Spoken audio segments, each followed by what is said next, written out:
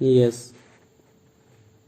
Start. देश के प्रधानमंत्री नरेंद्र मोदी ने एक और नया कदम उठाया। उन्होंने किसानों को उनकी संपत्ति के स्वामित्व कार्ड बांटने शुरू कर दिए हैं। पहले दौर में 1 लाख कार्ड बांटे जा रहे हैं। पीएम ने कहा कि संपत्ति, रोजगार और स्वरोजगार के रिकॉर्ड या कार्डों पर बैंकों से कर्ज आसानी से मिल जाएगा। संपत्ति कार्ड मिले तो किसानों के लिए बिना किसी विवाद संपत्ति खरीदने और बेचने का रास्ता साफ हो जाएगा। उन्होंने कहा कि यूं हम किसान भारत को आत्मनिर्भर बनाने की कोशिश कर रहे हैं। अब गरीब की ज़मीन और घर पर कोई नज़र नहीं डाल सकेगा। कहा कि यूं भूमि रिकॉर्ड सही हो गया हो तो गांवों में विकास संबंधी कार्य करने आसान हो जाएंगे। सबसे पहले कार्ड हरियाणा, उत्तर प्रदेश, उत्तराखंड, कर्नाटक, मध्य प्रदेश और महाराष्ट्र में बांटे जाएंगे।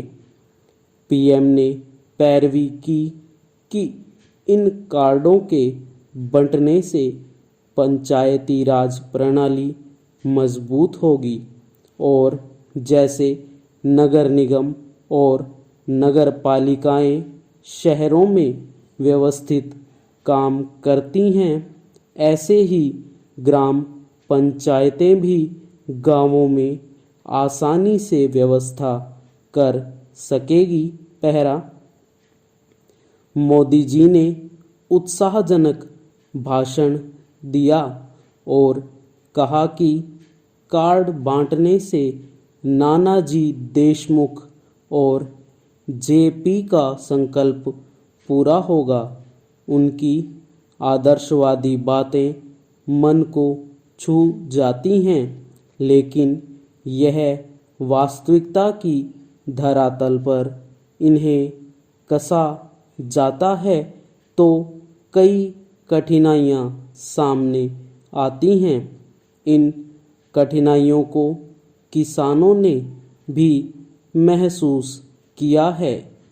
असलियत के धरातल पर जाएं तो पता चलता है कि देश के 3/4 किसान 5 एकड़ से कम जोतों पर खेती बाड़ी करते हैं।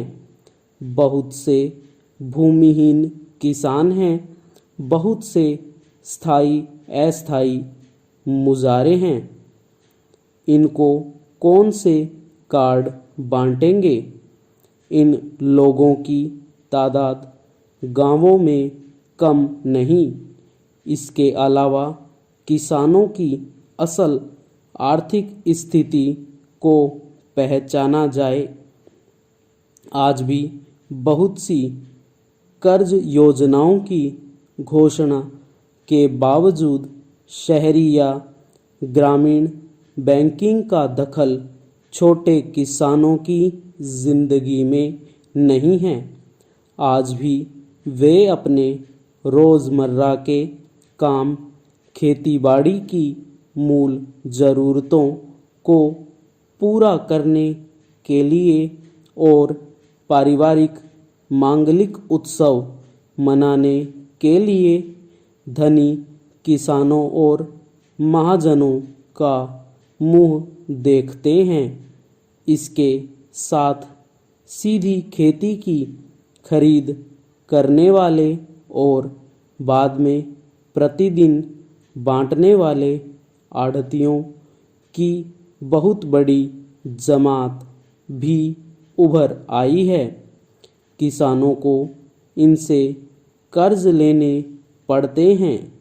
खेतीबाड़ी का धंधा इतना लाभदायक रहा नहीं। बहुत सी ज़मीनें तो ऐसी हैं जो बेनामी सौदों में कर्ज देने वाले महाजनों, धनी जमींदारों और बड़े आड़तियों के हाथ में चली गई है। हरियाणा ही ले लीजिए, रिकॉर्ड बताते हैं कि वहाँ आड़तियों का कम से कम 1/3 हिस्सा बड़ी जमींदार करता है। पहला, अब इस जमींदारी में कितनी ज़मीन उनकी है और कितनी ज़मीन उनके कर्जदारों की, जो बेनाम उनके पास चली आई। एक किसान जब कुछ कमा लेगा, कर्ज वापस कर देगा, तो उसे यह ज़मीन वापस मिल जाएगी। वायदा रहता है। अब देश की खेती का ढांचा वही है। इतनी सदियों तक इस कृषक की खेतीबाड़ी जीने का धंधा रही। तब व्यावसायिकता का इतना बोलबाला नहीं हुआ था। बाद में खेती व्यावसायिक होती चली गई और उसमें किसान को इससे केवल जीने का ढंग मिलना बंद हो गया। किसानों की नई पीढ़ी खेती को एक हानिप्रद धंधा मानने लगी। उनके मन में किसी वैकल्पिक जीवन की आस जगी।